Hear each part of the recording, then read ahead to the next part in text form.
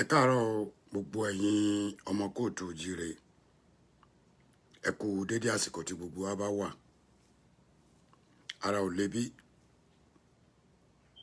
Ọlọ́run ọlọ́jọ́ ìní a máa wà pẹ̀lú ẹnìkọ̀ọ̀kan nínú wa. Gẹ́gẹ́ bí ṣe máa sọ, a ní rí ogun àtẹ̀yìnwá. A ní kú ní kékeré. Ọlọ́run dẹ̀ ní pa wá. Kò ní pa ìran wa run. Ọmọ Yorùbá là wá. Yorùbá ni mí, Yorùbá nìran mi. Tẹ́ bá wo nǹkan tí mo kọ sókè, mo ní ta ni Nàìjíríà gangan. Mo mọ̀ọ́mọ̀ ló tó tí bá kọ Nàìjíríà wọ́n máa blọ́ọ̀kì mi. Ta ni Nàìjíríà gangan. Ẹ bá mi share kíní níwọ̀nba. Mo kàn béèrè question yẹn ni. Ta ni Nàìjíríà gangan. No retreat, no surrender. A lè sá. Wọ́n dẹ̀ ní ibi tó bá le ní à ń bọ́ ọmọkùnrin.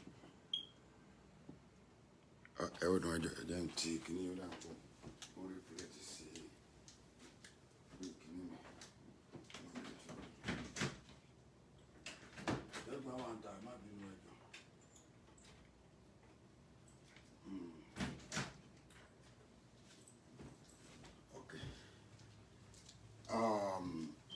Ṣé rí ọ̀rọ̀ tí mo fẹ́ sọ lénìí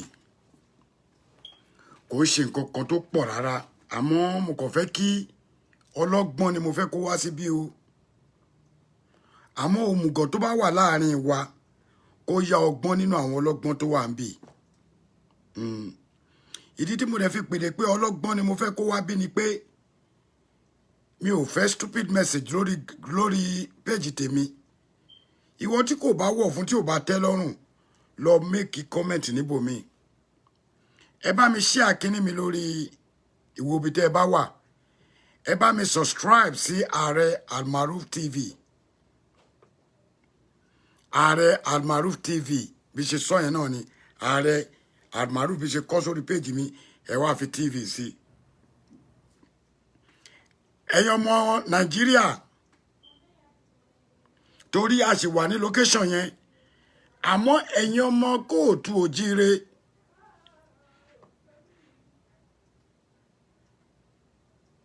ẹ̀yin ọmọ aládé ẹ̀yin ọmọ olóyè ọmọ olóńkọrin yẹn Kàdíjà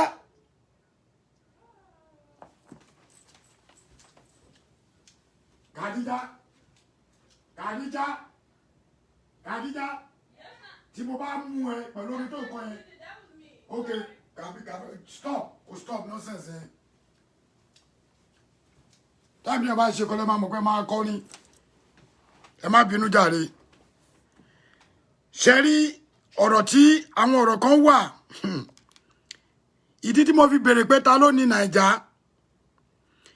àwọn kan máa ti gbọ́ bọ̀tí nǹkan táwọn máa fi ń tún play ọ̀rọ̀ mi ò ní pọ̀ lénìí mo fẹ́ kẹ́ gbọ́ àwọn nǹkan kan kí oníkálukú wá fi ọgbọ́rọ̀ orí yín kẹ́ fi gbé kẹ́ jẹ́ kí èmi àti yín kájọ rò pé ṣó dáa ṣó yẹ kó rí bẹ́ẹ̀ ẹ jẹ́ kájọ wò pé ṣé ìlú yìí náà ti jọ bí gbogbo wa ẹ wá jẹ́ ká wò pé ṣé ẹ̀tọ́ gbogbo wa nílùú Naija àbí ẹ̀tọ́ apá kan àwọn ọmọ Yorùbá tí wọ́n wà ní orí Facebook káàkiri ayàtọ̀ síra wọn ẹ má kà mí mọ́ wọn o gbogbo ẹ̀yin tẹ́ bá bú àwọn blogger ẹ búra yín èmi ò ń ṣe blogger o mi ò ń ṣe blogger I'm here for myself mo dẹ̀ wá síbí láti defend ìlú bàbá mi tí wọ́n pè nílẹ̀ kóòtù òjíire èmi ò jáde mi jáde nítorí Yorùbá nation àwọn tó ti ń wò mí ìdọ́ǹtè tẹ́mi ti ń sọ̀rọ̀ nípa kinní yìí ó ti pẹ́ èmi ò ń ṣọmọdé nínú ẹ̀ àwọn àsáwọ̀ tó bá gbanú sága wọ Oòduà nation àwọn ní kẹ́ bá wí kóníkálukú yín ẹ mú tòbí yín ẹ jẹ́ kó fún yín dáadáa ẹ wọ ṣòkòtò yín ẹ dé bẹ́ẹ̀tì ẹ̀ tí ò bá ní bẹ́lìtì tó bá jẹ́ olókùnrin ẹ sókó tight kẹ́ ẹ tó máa jábọ́ kẹ́ ẹ tó máa sọ̀rọ̀ kàṣàkàṣà sáwọn èèyàn ẹ jẹ́ kó rí orí ìyá yín kó pé ẹni tí mò ń bá oníkálukú mọ rẹ̀ tí ọkọ̀ bá gbé wèrè wá lọ́wọ́ yìí á rí wèrè ara ń kan wá àdèmọ̀pá ara ń kan wá gbogbo ìsọkúsọ tẹ́ ń sọ káàkiri ẹ lágbájá ni tàmọ̀dún ni iná bàbá làbàbá tí yín tó bá lóògùn kó jáde kó lọ tákù gbogbo ẹnu ni mo fi sọ lágbájá lóògùn tàmọ̀dún lóògùn ẹ máa gbọ́ díẹ̀ nínú ọ̀rọ̀ torí òpònú ẹ jẹ́ kó rò pé kákọ̀ jókòó pàràbà kákọ̀ jókòó pàtàkà kákọ̀ jókòó kákọ̀ máa nọrùn kákọ̀ máa sọ̀rọ̀ anyhow ìyẹn náà fi fẹ́ mọ èèyàn ni. ààrẹ tèmi I'm not the kind of person tẹ́ máa ní pé ààrẹ lè wá ó fẹ́ àgbà fún viewers lórí kíni ṣé wọ́n sọ ó fún mi ni. àwa tí ń sọ ọ̀rọ̀ Yorùbá gbogbo ipò gbogbo oyè tán fún mi nítorí pé mò ń sọ̀rọ̀ ni Ààrẹ Almaroof ò wá síbí báyìí nítorí Yorùbá nation but ìgbà tí Yorùbá nation dé a máa dá sí i ẹ lọ wò ó nígbà tí wọ́n ṣe election mo campaign Yorùbá nation ò tí ì jáde èmi ti ní gúrùpù tèmi ever before Yorùbá nation and the name of the group is Oòduà in diaspora mo máa ń tẹnumọ́ the Oòduà diaspora was registered in District of Columbia láti 2018 ìjọ ò lè gbé Yorùbá nation jáde ṣó ti pé 6 months ni mo dẹ̀ ti sọ kọ́kọ́ fún yín pé ẹ̀yin ọmọ Yorùbá tẹ́ bá ní Yorùbá gọ̀ orí wa ò pé a ṣe nǹkan kan but ìjọ tí Yorùbá bá ti ṣí ìjọ yẹn náà la ṣí ẹ bá mi ṣí àkíní Ààrẹ Almaroof TV on YouTube ìjọ tí Yorùbá bá ti dìde Yorùbá dìde nìyẹn Ààrẹ Almaroof TV on YouTube gbogbo nǹkan tí oníkálukú wa bá ṣe Ààrẹ Almaroof TV on YouTube so ti yé yín ẹ fi gbogbo ẹni tó bá comment lẹ ẹ má wo comment ẹ tákù ẹni tó bá comment mi ìfẹ́ kó dí mi tí ẹ fẹ́ kó pín ọ̀rọ̀ mi. Ọmọ Yorùbá gbogbo ẹ̀yin tẹ́ ẹ wà nílé àtẹ̀yin tẹ́ ẹ wà lájò alákọ̀ọ́kọ́ mo kọ́kọ́ dúpẹ́ ìdúpẹ́ mi mo dúpẹ́ lọ́wọ́ àwọn ọlọ́pàá Nàìjíríà mo pé mo máa ń bú wọn. Ìdí tí mo fi dúpẹ́ ni wípé wọ́n ṣe wọ́n bá tágbára wọn ká. Ìdí tí mo fi dúpẹ́ ni pé wọn ò pa àwọn ọmọ kóòtù òjíire lẹ́yìn ọmọ tí wọ́n lọ yin ìbọn bá àwọn náà dẹ̀ náà yìn. Àmọ́ gbogbo ariwo wọn ò ní ṣe mo kọ́kọ́ wà happy pé rally yìí ó happen despite pé disturb wa. Ẹjọ́ kí ló wà ń bẹ̀ kí ọmọ ìlú béèrè ẹ̀tọ́ ẹ̀. Gbogbo àwọn tó ń jáde tó ń sọ̀rọ̀ ẹ̀ kíní kan ṣebí gbogbo ó lè ṣe kíní kan ni ṣebí gbogbo ó lè ṣe kíní kan ni sórí yín pé ìyáláyé ni one of you tó ń sọ̀rọ̀ pé kò ní nǹkan kan ṣọ́ lè yìnbọn 20 nínú ilé ẹ̀ wọn bí yín dá wàá ti kú sára. Gbogbo ọ̀tí bí oníbọ̀dì yín kú ìbọn 20 kọ́ yín direct sínú ilé ẹ̀ kí ìbọn tó bá ẹlòmíì ti kú.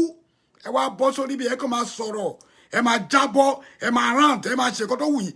Wọ́n yìnbọn more than 300 tí ò bá tó 500 gan nílé Chief Sunday Igboho.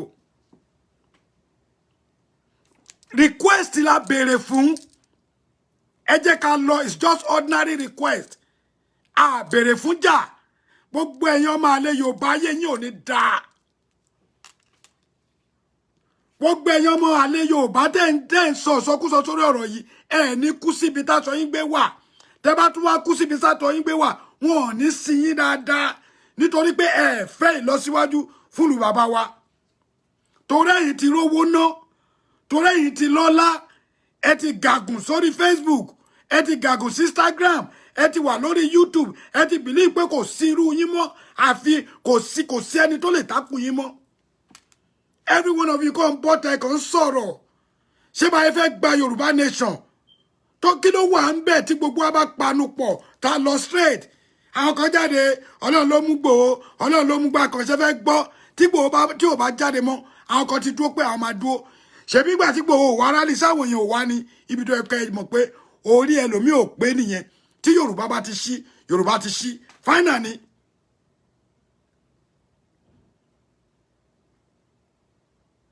Ìdí tí mo fi dúpẹ́ lọ́wọ́ ọlọ́pàá ajẹnifẹ́ni ni brother mi Jack Olúṣọlá I know what I'm doing ẹ fi wọ́n lẹ̀ ẹ jẹ́ ká fàtẹ́gùn sẹ́gbẹ̀ẹ́ kan ká tún fàtẹ́gùn sẹ́gbẹ̀ẹ́ kan because wọ́n dúró normally gbogbo nǹkan tó ẹni tó ń ṣe omi igbá kan gbígbóná yẹn kò síbi tí ò ti happen but ibi tí wọ́n ti máa ń lorú weapon omi gbóná àti omi tútù láti fi lé àwọn èèyàn pẹ̀lú knowledge kékeré táwa ní nílùú tá a wà yìí tó bá ti di pé wọ́n ṣe ní jàgídíjàgan tó bá ti di pé àwọn èèyàn ti ń bára wọn jà tó ti di pé èrò bóyá president náà fẹ́ lọ campaign fún tọ́ni pọ́ jáde tó bọ́bẹ̀ tó bẹ̀rẹ̀ sí ní ju nǹkan that is the only time tó yẹ kí federal government wa that is why tí mo ṣe ní a need àtúntò ta ni Nàìjíríà gangan ẹ sọ fún mi ọlọ́pọlọ pípé kó dá mi lóhùn eléyìí ò ń ṣe àsìkò oúnjẹ kò ń ṣe àsìkò ojú àmì eléyìí ò ń ṣe àsìkò pé ààrẹ fẹ́ ju urùkẹ̀ ẹ mọ̀ pé tí bá fàájì wà gbọ́ ilẹ̀ máa ti dá mi mọ̀ Ààrẹ Almaroof TV ẹ wò mí lórí YouTube ìwọ tó ń gbé YouTube mi ẹ stop ẹ ẹjọ́ tó rọlọ èmi náà mo owó ná mi ì ṣiṣẹ́ fún yàrá ìyá yín go to my YouTube channel and subscribe sórí Ààrẹ Almaroof YouTube kí ló ṣe àwọn ọmọ Yorùbá kí ló ṣe àwọn ọmọ aládé kí ni problem wa gangan we continue coming out láti máa ṣe lè wọ́n ní àwọn Facebook saga àwọn ò sí inú Facebook saga o I agitate for myself tí o bá ti pọ́ lórí burúkú ni most ọmọ Yorùbá Ìgbòho take bullet fún yín and some of you ẹ wà shameless ẹ kàn bọ́ síta ẹ kàn sọ nǹkan tí ó yẹ kẹ́ sọ ẹ̀rọ àfáà mi á sọ̀rọ̀ tó yẹ pé kò ní rí àlùjọ náà tó máa fi kú àrọ́mọdọ́mọ ẹ̀gùn ò ní rí àlùjọ náà ẹ̀rí oníṣègùn míì kò ní rí àlùjọ náà tí àrọ́mọdọ́mọ ẹ̀ máa fi kú bẹ́ẹ̀ lẹ́ máa rí pásítọ̀ tó yẹ pé kò ní àlùjọ náà ní ayé gan wọn ò ní rí kó tó lọ sí tàlùkìámọ̀ ó wà nù Kùránì bẹ́ẹ̀ pé fẹ́ràn lù rẹ gẹ́gẹ́ bí ẹran ara rẹ But kí ló ṣì àwọn ọmọ aládé gangan tó yẹ pé orí wa ò pé ẹ jẹ́ ká jọ sowọ́pọ̀. We are not talking about ọba kí nìyẹn fi kàn wá. Bàbá wa Awólọ́wọ̀ ti sọ, bàbá jáde, gbogbo yín ẹ lọ pakọ, ẹ lọ ka ìwé yẹn. Bàbá ní tó bá di àsìkò kan ó máa rough, tó bá di àsìkò kan ó máa dùn. Àmọ́ lọ́wọ́ tí wọ́n ń bá ọjà, bàbá ní ẹ̀yin èwe tó bá tú àsìkò ẹ máa jáde jà fúnra yín. So èwe ti jáde láti jà fúnra rẹ̀. What is our problem?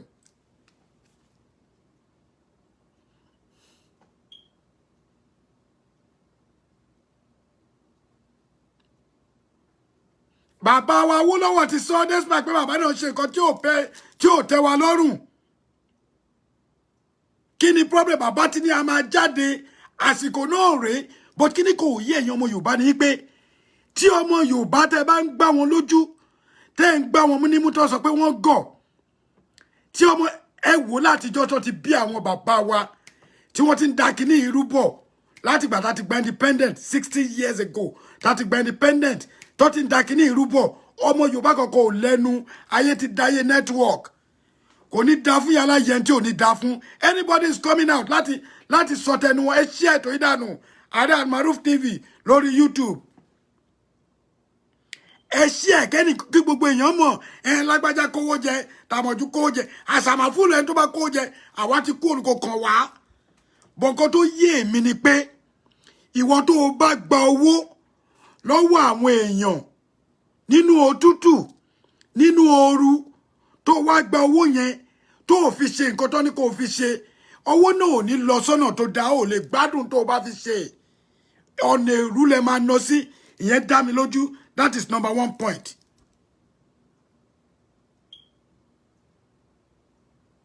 Ọ̀tẹ̀ ti pọ̀jù nílẹ̀ Yorùbá, kí ló dé? Ṣé fi ṣe wá ní princess? Ṣé wọ́n fi ọ̀tẹ̀ yìí ṣe wá ní? Ṣe jẹ́ ká dúró àdéhùn pé okay, a fẹ́ kí ogun kó mú wa nílẹ̀ Kóòtù Òjíire. A fẹ́ kí ogun yẹn kó wá wọlé tán.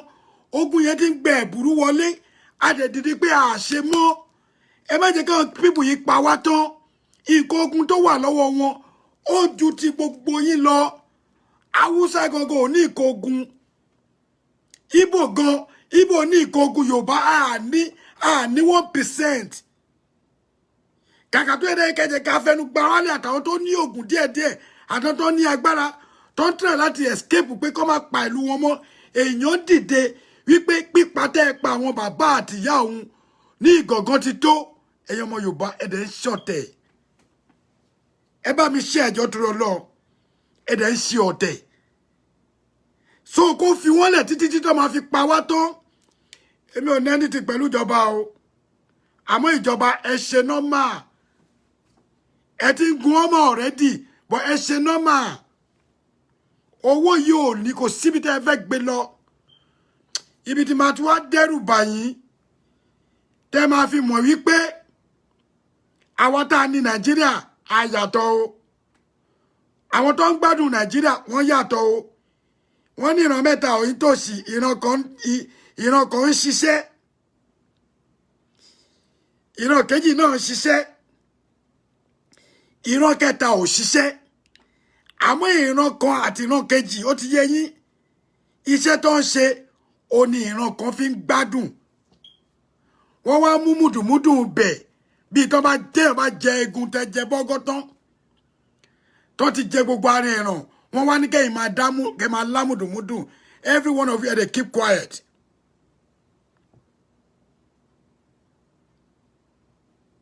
Kò ṣe nǹkan tó dára. Ẹ bá mi listen. Ẹ máa fi ara balẹ̀ kẹ́ gbọ́. Màá dẹ̀ máa pọ̀ sí ẹ̀. Yín pé ẹ kó ara sí ọ̀rọ̀ Yorùbá Nation. Kí ló dé tó kayí la tó? Ọ̀rọ̀ tẹ́ ẹ fẹ́ gbọ́ ẹ gbọ́ lẹ́nìí. Okay. Yóò dá fún ìyá wa. Mo kọ́kọ́ kí ẹ̀yin dádì wa náà o. Gbogbo yín mo kí pápátá. Ọlọ́run jẹ́ kí kádélẹ̀ lérí o.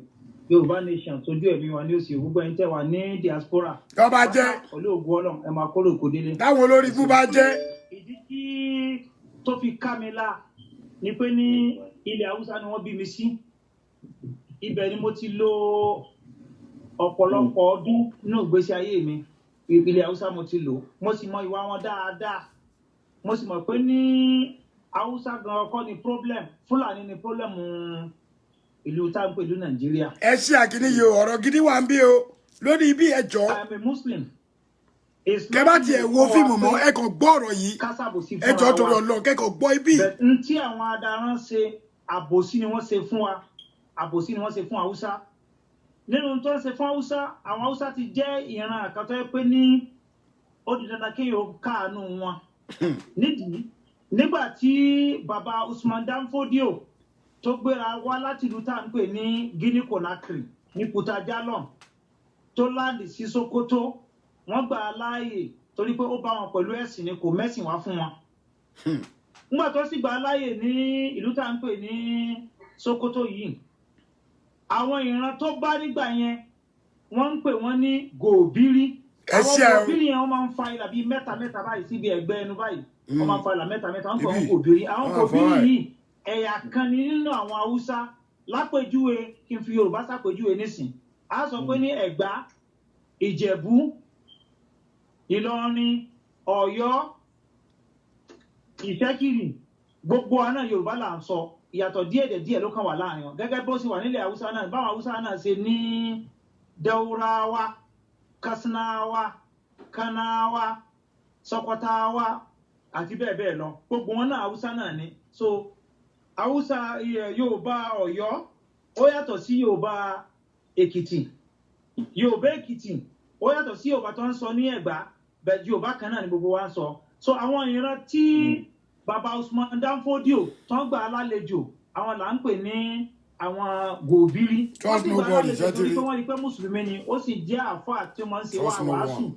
nígbà tó yá ó bí ọmọ àkátà ń pè ní Usman Dan Fodio Usman Dan Fodio yìí òun náà bẹ̀rẹ̀ tó dàgbà òun náà bẹ̀rẹ̀ sí jẹ́ ìrere ó bẹ̀rẹ̀ sí ṣe wàásù káàkiri létà ibẹ̀ ni àwọn gbẹ̀yìngbẹ́bọjẹ́ Haúsá pẹ̀lú Usman Dan Fodio wọ́n bẹ̀rẹ̀ sí plan pé àwọn fẹ́ dojú ìjọba kulẹ̀ wọ́n fẹ́ overthrow Yunfa tó jẹ́ ọba Sokoto gbà yẹn àwọn kan wá ta ọba lọ́lọ́gbó pé ìwọ ọba nǹkan báyìí ni àwọn àjòjì àtàwọn èèyàn wá ń plan ó bá lé wọn kúrò ó dà gẹ́gẹ́ bíi pé aléèyàn kúrò lẹ́kọ̀ọ́ ó wá sá lọ sí Ẹ̀pẹ́ Sempo sì wà ní Lagos State but at the end of the day ibi tí àwọn adaran yìí tún expert dé wọ́n wá bẹ̀rẹ̀ sí rọ nǹkan ogun wọ́n bẹ̀rẹ̀ sí rọ ọfà wọ́n bẹ̀rẹ̀ sí rọ idà àti bẹ́ẹ̀ lọ láwọn nǹkan àjà wọ́n sì ní àwọn ẹṣin ibi tí Fúlàní bá sì wà tó bẹ́ẹ̀ bá fi lè gbà á láàyè wọ́n máa ké sí àwọn èèyàn wọ́n máa wọlé lọ́kọ̀ọ̀kan nígbà tó di òru bọ́n ṣe pa ọba Yunfa nìyẹn tó jẹ́ ọba Sokoto iṣẹ́ òru níṣẹ́ wọn òru ni pàtó capture olú yẹn àwọn gbẹ̀ngbẹ̀bọjẹ́ Haúsá táwọn rò pé wọ́n máa fún wọn nípò kankan lónìí tábà sọ yìí pé ní Sokoto ọba Sokoto á ní Fúlàní ni àwọn gbọ́ àwọn afọbajẹ ni wọ́n ń pè ní Akimi àwọn bíi balógun Fúlàní gbogbo àwọn baálẹ̀ Dagachi Mengwa Alangwa ni Dagachi ni gbogbo wọn pátá Fúlàní ni gbogbo wọn lè Haúsá kankan bẹ́ẹ̀ bó ṣe bẹ̀rẹ̀ sí lọ́ǹtì àtáàkì nìyẹn nígbà táyé ti gbà wọ́n because àwọn Fúlàní wọ́n wà Mali wọ́n wà ní Guinea Conakry wọ́n wà ní Senegal wọ́n wà ní Gambia wọ́n wà ní Niger Republic wọ́n wà ní Chad bó ṣe wà káàkiri nìyẹn wọ́n máa ń pera wọn wọlé ni àwọn kan bẹ tó ń pè ní Kutakore àwọn Kutakore ńlá àwọn jagunjagun tó máa ń jà fún àwọn Fúlàní àwọn ni wọ́n máa ń lò tó wọ́n ti fẹ́ jagun wọ́n máa ń kó wọn wọlé ni wọ́n sì ti kó àwọn pípẹ́ yẹn wọlé wọ́n wá bẹ̀rẹ̀ sí capture state kọ̀ọ̀kan tàbá wá ń sọ̀rọ̀ lónìí pé ní ọba Sokoto á ní Fúlàní nǹkan ṣẹlẹ̀ sí ilẹ̀ á ní yìí Fúlàní ọba Zamfara á ní Fúlàní ọba Gombe á máa ní Fúlàní ọba Adamawa á ní Fúlàní ọba Bauchi á ní Fúlàní ọba Jigawa Fúlàní ọba Katsina Fúlàní ọba Kano Fúlàní ọba Zaria tó wà ní Kaduna State Fúlàní ọba Lafia tó jẹ́ Nasarawa State Fúlàní níbo wà ní àwọn Haúsá wà níbo ni àwọn Haúsá wà gangan. ṣé ń gbọ́ ó túmọ̀ pé ní àlejò ọ̀ràn tó gbà láàyè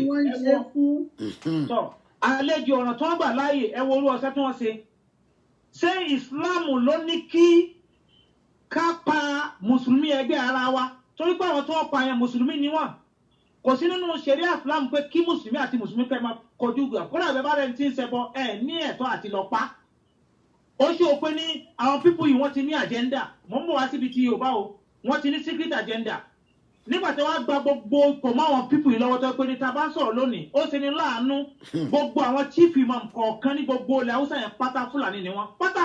ṣé ń gbọ́.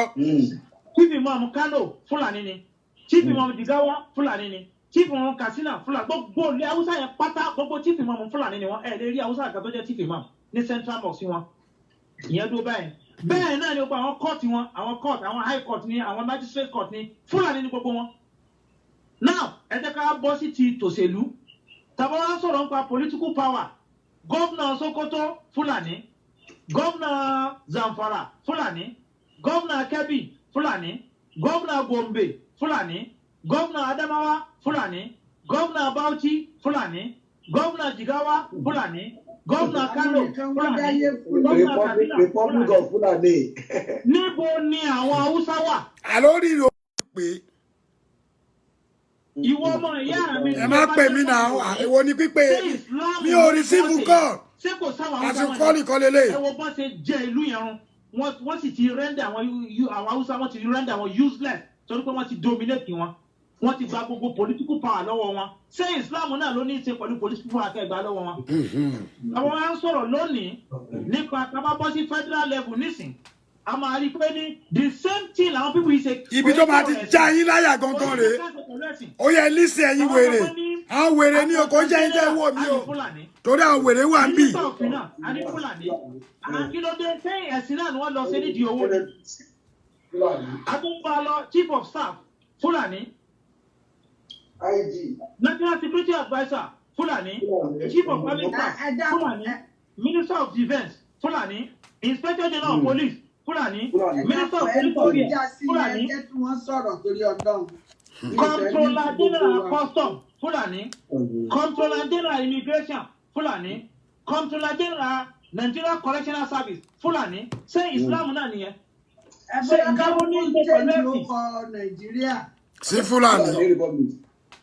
Tọ́ ǹjọ́ ní í ṣe pẹ̀lú ẹ̀sìn rárá o. Ṣé ti ń gbọ́? Kò ní nǹkan kan ṣe pẹ̀lú ẹ̀sìn. Minister of Aviation Fúlàní. DG Fan Fúlàní. Nigerian Port Authority Fúlàní. DG NEMA Fúlàní. NDLEA Fúlàní.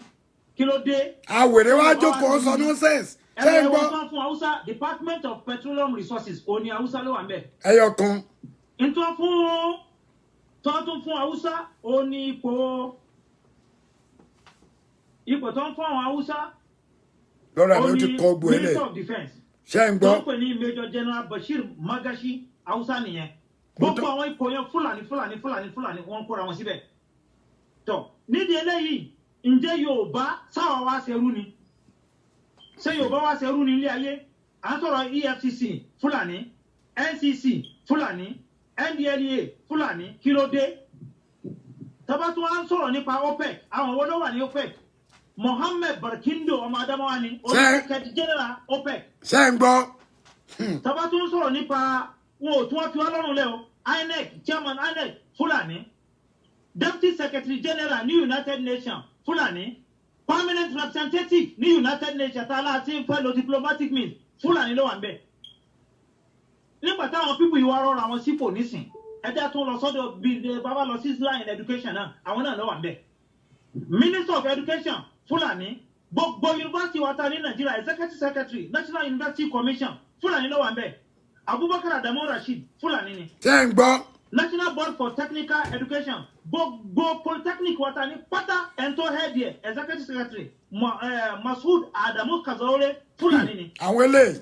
Executive Wọ́n mọ pàràrà. Secretary Commission for Colleges of Education ta ló wà ń bẹ̀ Fúlàní ni olóńgbò ní NCCE. Àwọn tó rí wọn ò pé. Aliyu Muhammadu Boppa. Ṣé ó ní láti rí èèyàn kí tó lóun gave up? Èmi kò ti gave up tipẹ́. Ó ń túmọ̀ sí pé àwọn pípù yìí wọ́n ní agenda. Wọ́n fẹ́ nípa Ẹ wá ni. tún wá sọ̀rọ̀ nípa TED fund. Ẹ tún máa gbọ́ o. Ó ti ní a certain percentage 5% tí federal government máa ń yọ kalẹ̀ fún àwọn TED fund. Tẹ́ bá lọ sí gbogbo àwọn private àwọn university wa ẹ máa rí i pé gbogbo àwọn building tán kọ TED fund láti 1994 tí wọ́n ti bẹ̀rẹ̀ TED fund gbogbo àwọn executive secretary pátá Fúlàní gbogbo wọn. Tijani Ahmed Abu Abdulkadiri láti 1994 wọ September 1999 olówó àmbẹ̀ Fúlàní ni. Àwọn ọlọ́gbọ́n wa ń gbá Mustafa ìbọ́dà Habajaji mi ní September Saliu. 1999 wọ August 2007 Fulani ló wà ń bẹ̀. Professor Mahmoud Abubakar 2007 wọ 2012 òní máa INEC yìí o. Ní láti give up o. Ẹ gbọ́dọ̀ support Fulani o níbi tá a wà yìí. Abdullahi Baffa 2016 2019 olóòlò fìlùgbà tiẹ̀ ẹni tó wà ń bẹ̀ nísìn Suleiman Ibo Goro olóòwà ń bẹ̀ ní executive secretary nísìn ní TETFUND ṣé yóò bá wa ṣẹrú ni. Ẹrú ni wá o ṣe pé ṣáà ṣẹrú. Nigerian Air Force ọ̀dọ̀ wọn ló wà. Ṣé tí níbi náà ti máa pa wá. ọ̀dọ̀ wọn ló wà tẹ́ bá fẹ́ wọ. Ẹ má bínú o ṣe rí ibi tó yẹ pé tí wọ́n bá bẹ̀rẹ̀ wèrè báyìí àti Ìgbò àtàwùsá wọn máa pa wá tán gbogbo nǹkan ogun lẹ Yorùbá àti tó wà ní Ìgbò àti East o àti West wọn kò gbẹ wọn kò lọ sí North ẹ máa gbọ́ tó ń dárúkọ o torí à ń sọ àwọn dèdèrè kan ẹ ń bú Ìgbòho ẹ mọ bàbá kú ìyálà ìyá yín tó ti ń jẹ owó kò jáde ńgbà yẹn Ìgbòho jáde nítorí pé ìlú ẹ lẹfẹ fi ṣe stepping stone ẹ máa gbọ́. Yunifásitì àwọn army nísìn tó ń pè ní Nigerian Defence Academy àfikẹ́ lọ sí ìlú táwọn àdáná kọ́ńkà. Air Force Institute of Technology àfikẹ́ lọ sí ọ̀dọ̀ táwọn ìlú táwọn àdáná kọ́ńkà. Ibẹ̀ ni gbogbo ẹ lọ. Nigerian Police Academy ẹ tó fẹ́ lọ yunifásitì táwọn police Wùdí ní Kánò ló wà. Ṣé ń gbọ́? Àwọn àdáná ló wà ní àdáná ni. Ṣé yóò bá wa ṣẹrú ni? Ọlọ́run ọba o. Káìmí láà nìyẹn pé kí ló dé? Ta ló ní resources? Níbo wọ́n ti ń bá àwọn resources yìí? Ẹ tún máa gbọ́ o. Nínú àwọn ìwádìí tí mo wá ṣe. Ẹ tún máa gbọ́ o. Wọ́n discover pé ní gbogbo resources yìí ilẹ̀ Yorùbá ni wọ́n ti ń rí. Lápèjúwe, a ní 7 major sources of revenue. Nínú ọ̀nà méjèèjì tí wọ́n ti ń rí owó yìí, a discover pé kò síbi kankan pàtó tá a lè sọ pé ibi táwọn adarán ti mọ́ wá ní kò sí. Zero. Ẹ máa gbọ́ o. Tàbá sọ̀rọ̀ nípa máa fi fọ́ọ̀kì gun ojú ẹlòmíì bí dáhùn bá bọ̀. Kúrò àwọn tó ní epo jù òun náà ní Delta State. Warri a ti mọ̀ yí pé ní àwọn Warri yẹn ìṣẹ́kiri àwọn ọmọ ìyá wa ni àwọn ni wọ́n lé epo jù. 350,000 barrels of crude oil ni wọ́n ń fà lóòjọ́ ń bẹ̀ yẹn. Followed by Rivers State.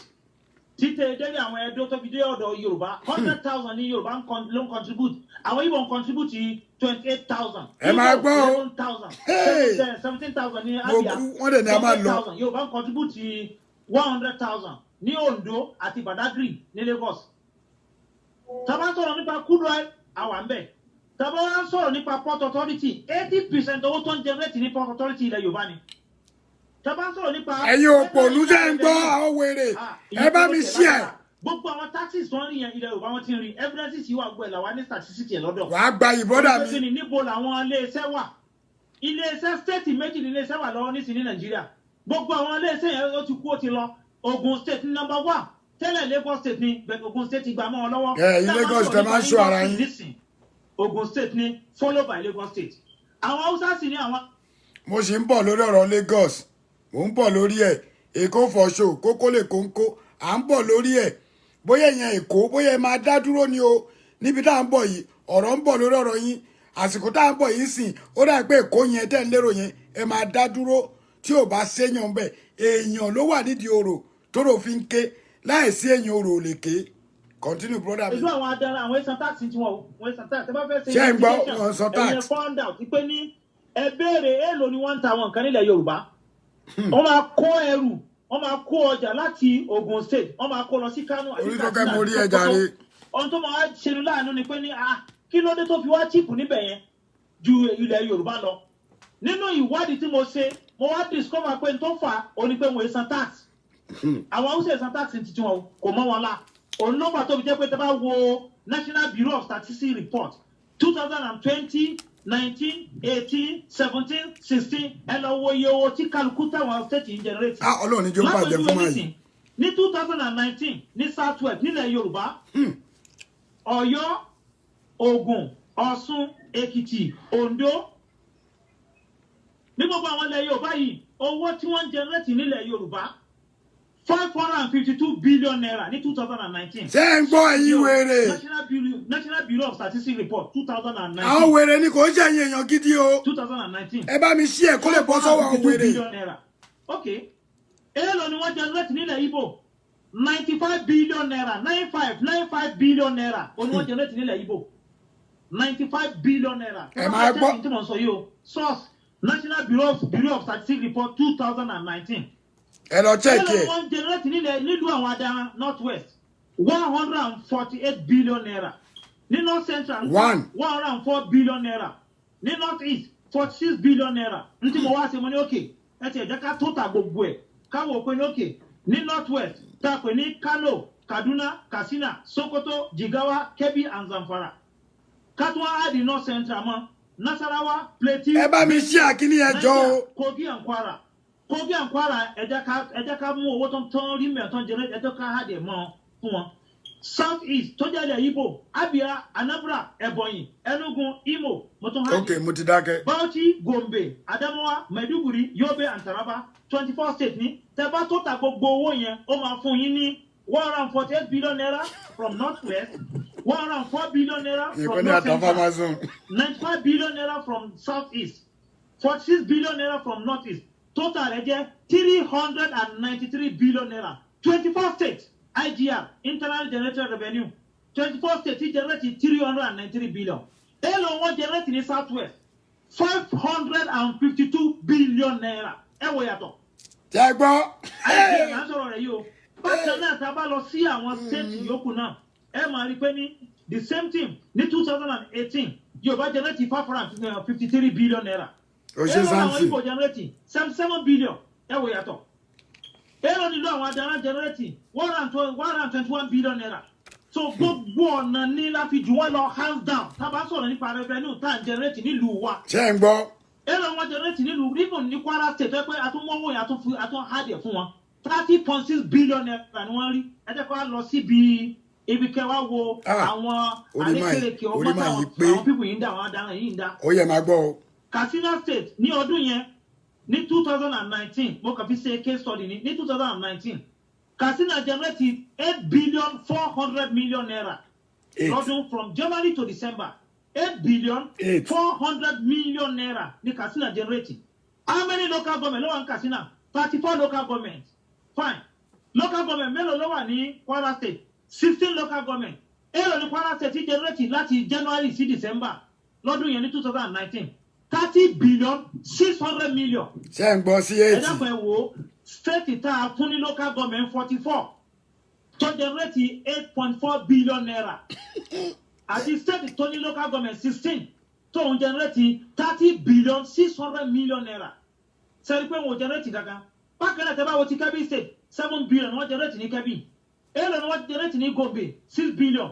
Èló ni wọ́n generate ní Borno 8 billion. Èló ni wọ́n generate ní Bauchi 11 billion. Èló ni wọ́n generate ní Lagos state 398 billion naira. Hey! Ẹ jẹ́ kó lọ síbi báwo ni wọ́n ṣe ń ṣí revenue yìí. Hey! Ẹ wo àwọn èèyàn jẹ́. Bí àmọ́ Igbo. Hey! Ọkọ táwọn Fúlàní dá fún àwọn èèyàn wa ni pé ní tó bá fẹ́ ṣí allocation. A ti finish ti pẹ́. Ẹ jẹ́ ń dákẹ́ má bínú.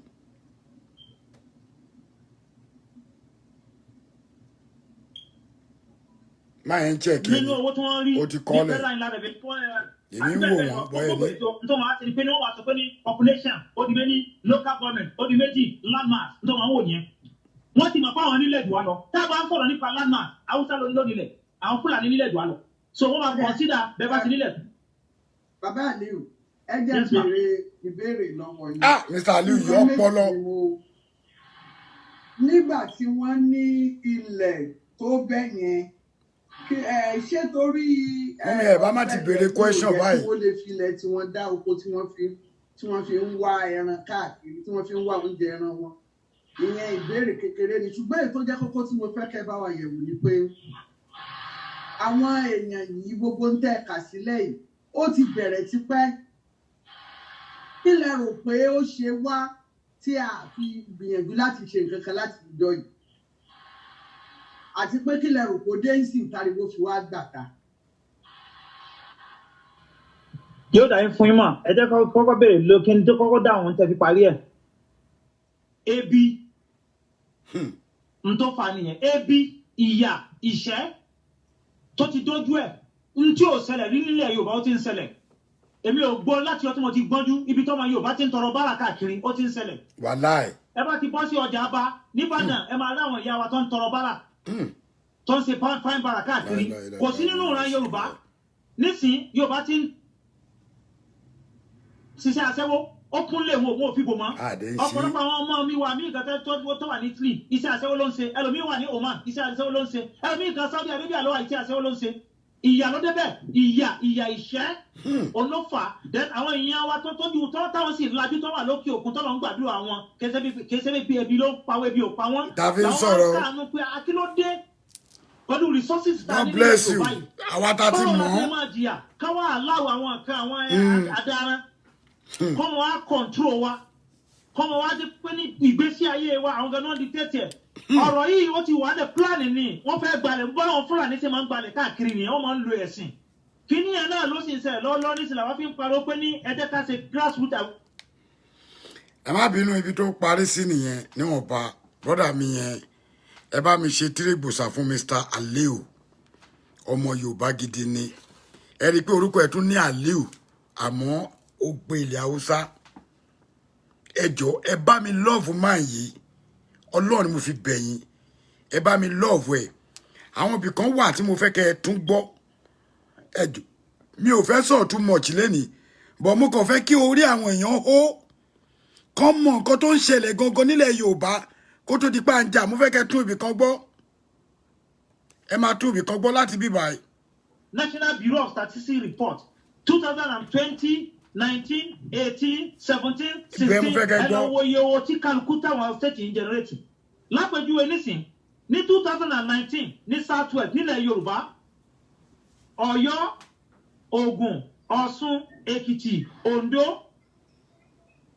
ní gbogbo àwọn ilẹ̀ Yorùbá yìí owó tí wọ́n ń generate nílẹ̀ Yorùbá 552 billion naira ní 2019. ṣé ń gbọ́ 552 billion. National Bureau of Statistics report 2019. ó jẹ́ ti tó ìyẹn lásán ti tó wá ṣe Yorùbá nation. 2019. ìyẹn lásán. 552 billion naira. Okay. Èló ni wọ́n generate nílẹ̀ Ìgbò 95 billion naira. 90 ni o kò 100 ni o kò 100 o nílẹ̀ Ìgbò. 95 billion naira. So National Bureau of Statistics report 2019. Èló ni wọ́n generate nílùú àwọn adarán North West 148 billion naira. Ní North Central ńkọ́ 104 billion naira. Ní North East 46 billion naira. Ntí mo wá sí mo ní òkè ẹ ti ẹ̀jẹ̀ ká tó ta gbogbo ẹ̀ káwọ́ pé ní òkè ní North West tá a pè ní Kano, Kaduna, Katsina, Sokoto, Jigawa, Kebbi and Zamfara. Kátó wá di North Central mọ́ Nasarawa, Plateau, Benue, Niger, Kogi and Kwara. Kogi and Kwara ẹja ká mú owó tó ń tán rí mẹ́tọ́ jẹrẹ ẹjọ́ ká hàdẹ̀ mọ́ fún wọn. South East tó jẹ́ ilẹ̀ Igbo, Abia, Anambra, Ebonyi, Enugu, Imo, mo tún hàdẹ̀. Bauchi, Gombe, Adamawa, Maiduguri, Yobe and Taraba 24 states ní tẹ́bá tó ta gbogbo owó yẹn ó máa fún yín ní 148 billion naira from North West, 104 billion naira from North Central, 95 billion naira from South East, 46 billion naira from North East. Total rẹ̀ jẹ́ 393 billion naira. 24 states IGR internal generated revenue 24 states generate 393 billion. Èló wọ́n generate ní South West 552 billion naira. Ẹ wo yàtọ̀. IGR là ń sọ̀rọ̀ rẹ̀ yìí o. Bákan náà tá a bá lọ sí àwọn state yòókù náà ẹ máa rí pé ní the same thing ní 2018 Yorùbá generate 553 billion naira. Èló làwọn Igbo generate 77 billion. Ẹ wo yàtọ̀. Èló nílò àwọn adarán generate 121 billion naira. So gbogbo ọ̀nà ní láti jù wọ́n lọ hands down tá a bá sọ̀rọ̀ nípa revenue tá à ń generate nílùú wa. Èló wọn generate nílùú Rivon ní Kwara state pé àtúnwọ́wọ́ yẹn àtún hàdẹ̀ fún wọn 30.6 billion naira ni wọ́n rí. Ẹ jẹ́ kó wá lọ síbi ibi kẹwàá wo àwọn àrékèrèké ọgbọ́n táwọn people yìí ń dá àwọn adarán yìí ń dá. Katsina state ní ọdún yẹn ní 2019 mo kàn fi ṣe case study ní 2019 Katsina generate 8 billion 400 million naira lọ́dún from January to December 8 billion 400 million naira ní Katsina generate. How many local government ló wà ní Katsina? 34 local government. Fine. Local government mélòó ló wà ní Kwara state? 16 local government. Èló ní Kwara state generate láti January sí December lọ́dún yẹn ní 2019 30 billion 600 million. Ẹ dákun ẹ wò state tá a fún ní local government 44 tó generate 8.4 billion naira àti state tó ní local government 16 tó ń generate 30,600 billion naira sẹ́ni pé wọ́n generate gangan bákan náà tẹ́ bá wo ti Kebbi state 7 billion wọ́n generate ní Kebbi èlò ni wọ́n generate ní Gombe 6 billion èlò ni wọ́n generate ní Borno 8 billion èlò ni wọ́n generate ní Bauchi 11 billion èlò ni wọ́n generate ní Lagos state 398 billion naira. kábà. ẹ jẹ́ kó a lọ síbi báwo ni wọ́n ṣe ń ṣí à revenue yìí kẹ́ wo àwọn èèyàn jẹ́ kí ni àwọn Fúlàní ọgbọ́n táwọn Fúlàní dá fún àwọn èèyàn wa ni pé ní tó bá fẹ́ ṣí à allocation.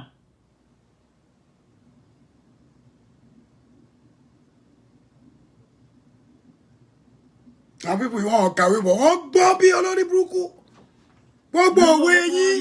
nífẹ̀ẹ́ lára rẹ̀ àti bẹ́ẹ̀ bẹ́ẹ̀ lọ gbogbo ìjọ nítorí wọn á ti ní pé ní wọ́n wá sọ pé ní population ó di méjì local government ó di méjì landmass nítorí wọn wò yẹn wọ́n ti mọ̀ pé àwọn nílẹ̀ ìdùwà lọ tá a bá ń sọ̀rọ̀ nípa landmass Haúsá ló nílẹ̀ àwọn Fúlàní nílẹ̀ ìdùwà lọ so wọ́n máa consider bẹ́ẹ̀ bá ti nílẹ̀ tún. bàbá àlẹ́ o. mo dúró ń bẹ̀ yẹn ṣe gbọ́ ṣe rí kínní mo ti rí táwọn èèyàn sọ fún mi pé kí màá paste ẹ̀ màá copy and paste ẹ̀ bọ̀ màá ṣe nǹkan kan gbogbo yín tó bá di next week tàbí lọ́la màá kàn dídì ṣe show lórí kínní mi ìdẹ́ni sọ pim ọ̀rọ̀ tí bá ti kọ́kọ́ sọ màá fún yín lára balẹ̀ kẹ́ gbọ́ kẹ́ lè pín fún àwọn òpònú blogger àtàwọn òdìdìrín agitation àbí agitator náà ń pera wọn tó pé wọ́n ní ká agitate lórí Yorùbá but some of them nǹkan míì ni wọ́n ń ṣe mo dúró bẹ́ẹ̀ mo wá fẹ́ sọ nǹkan fún yín ṣe rí ibi tí Nigeria of today wà mo béèrè question pé ṣé Lagos State is part of our problem àwọn kan ní yes àwọn kan ní no níjọ́ tí a ti ń ṣe rally nǹkan tó ṣẹlẹ̀ ní Èkó ní ìjẹta ẹ̀ kò ṣẹlẹ̀ rí àwọn ará Èkó náà ló lè máa bọ́ṣọ ògùn lára àwọn èèyàn àwọn ọlọ́pàá Èkó náà ló máa ṣe bọ̀ ṣe fẹ́ gbọ́ ìwọ̀nba lẹ́yìn rí o fíìmù kékeré lẹ rí àwọn ọlọ́pàá tó ń fẹnu kò wọ́n ti confess ní àná sí ìjẹta máàárọ̀ yìí màá play audio kékeré kan bóyá rọ́ ni o bóyá òótọ́ ni I don't know but audio yẹn ó ṣó pé policeman kan ń pe ọ̀rẹ́ ẹ̀ ó dẹ̀ ń ṣàlàyé nǹkan tó ṣẹlẹ̀ ṣe rí gbogbo àwọn sàkámàǹjẹ àwọn ológun tó gbé oògùn sí ara àwọn kan tó tó nǹkan kan tó lọ ń de oògùn wèrè àwọn náà fún àwọn bloggers lọ́rọ̀ sọ àwọn náà fún àwọn èèyàn kan lọ́rọ̀ sọ tó fi ń sọ̀rọ̀ Lagos State a ní láti ṣọ́ra ìlú olókìkí ni ìlú tí ò gbọdọ̀ bàjẹ́ ni the reason why tí Lagos State ò ṣe fẹ́ ká ṣe rally kò yé mi rárá bọ́ ibi tó wá yé mi sí ó wá ṣẹ̀ṣẹ̀ yé mi pé Haúsá gangan ló ní Èkó kò ṣe ọmọ Èkó kankan ló ní Èkó ẹ má bínú pé mo sọ ẹ̀yin ìyá mi ẹ jọ̀ọ́ torí mo rí yín ìdí tí mo fi pèdè yẹn ni pé àwọn olórí wa lẹ́kọ̀ọ́ tí wọ́n di gbogbo Lagos mú kò ń ṣe èèyàn kan o tẹ́lẹ̀ tá a bá máa wí èèyàn kan ní gbogbo yín dárúkọ ẹni tẹ́ ẹ rí nítorí èèyàn tẹ́ ẹ rí yẹn ẹ mọ̀ pé àwọn tó ń ba Èkó jẹ́ wọ́n pọ̀ èèyàn tó kọ̀ǹtró Èkó ń ṣe èèyàn kan bọ̀ ẹni tó kìkì ẹ lé òní gbogbo yín rí èmi ò ní dárúkọ bìkọ́ tí ní má máa dárúkọ mọ́ èmi ò ṣe rálì mi láti wá bẹ́ anybody jà àbí èmi ò dẹ̀ ṣe show mi láti wá bẹ́ anybody jà èmi ṣe show mi láti jẹ́ pé kọ́ fún wa ní ẹ̀tọ́ wa kódà tí ọlọ́pàá bá gbé mi lénìí màá ní kọ́ lọ máa lọ play video mi pé kí ni mò ń béèrè fún I need the referendum ó wà nínú section 3 bí article 3 ó wà nínú article 3 ẹ lọ wò law Nigeria 1999 constitution we have right to our opinion láti béèrè question now people ti báyé wa jẹ́ gbogbo owó tá a mẹ́kì ó ti pọ̀ jù kí ìlú kan máa wá ààbò owó wa ó kó gbogbo ogun lọ ẹ̀yin tẹ́ agitate ẹ̀ kan sọ nonsense ẹ̀ lọ àwa mi ti sọ fún yín pé Ààrẹ Almaroof TV tèmi èmi yàtọ̀ sí gbogbo yẹn má kà mí mọ́ wọn mi ìbá yín gbowó ẹni tó bá lóun fún mi lówó pé kì í fi ṣe kọ́kọ́ jáde kó sọ mi ò bá yín gbowó di ó níwọ̀ owó tí mo gbà kò ju bíi 2 weeks ago fún walking talking lọ gbogbo wọn tó dẹ̀ promise kan náà fún wa lówó owó tá a gbà gan tó kankan but alhamdulillah ó sì ra over 20 to 30 walking talking mo dúpẹ́ fún gbogbo ẹ̀yin tẹ́ fún wa ní owó yẹn àwa ti kúrò nínú àwọn tó ń sọ̀rọ̀ Yorùbá apẹ àti egun jẹ àwọn ò ń ṣerú wọn ẹ má kà mí mọ́ wọn Ààrẹ Almaroof mo yàtọ̀